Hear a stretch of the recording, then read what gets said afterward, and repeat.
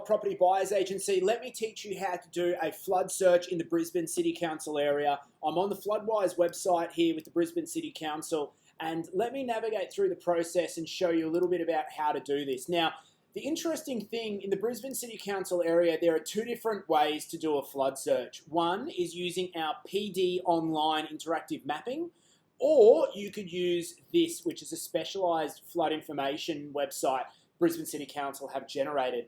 Now, in speaking to my town planners, this is the more superior option to use. Let me bring up this example in Fitzgibbon. Now, knowing personally that our experience tells us some pockets of Fitzgibbon are subject to flooding, it's even more critical, but every property you look at, this should be a part of your standard due diligence. And you can see here on the right-hand side, it summarises the flooding overview. This property is unlikely, they'll never say never, because obviously they need to indemnify themselves, but unlikely that it's going to be affected by river, low likelihood of creek, unlikely of storm tide, but likely of overland flow.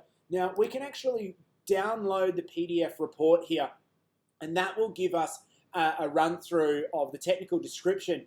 But also, if I jump over to the PD online, just to show you an example of the difference, this is what the overlay looks like on the PD Online Brisbane Interactive Mapping. You look at this and only this, I would still purchase this home, right? It shows that the flooding, is on the street, but the dwelling is slightly built up from the street, therefore it's above the flood height, and this is often, a worst case scenario.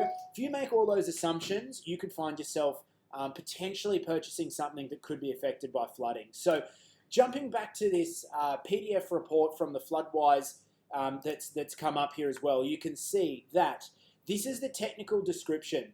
It shows us that there is a 1% annual chance of water getting to 11.7 metres.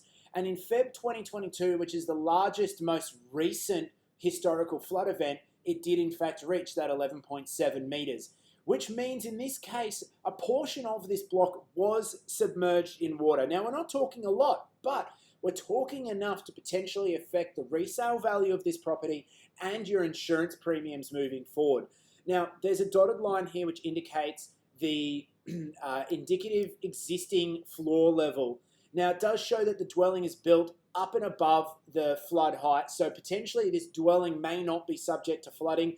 But in my opinion, as a professional buyer's agent recommending a property for purchase, this is still a little bit too much risk for me to advise a client to proceed with the purchase, and I would generally avoid that property. Again, these interactive maps are computer generated. You do have to use a bit of common sense, but again, when you're purchasing a property, the risk is real that this could happen, and we've seen that in the last few days. So use these tools. These are free tools any buyer can use when searching and purchasing for your next home or investment in the Brisbane City Council area.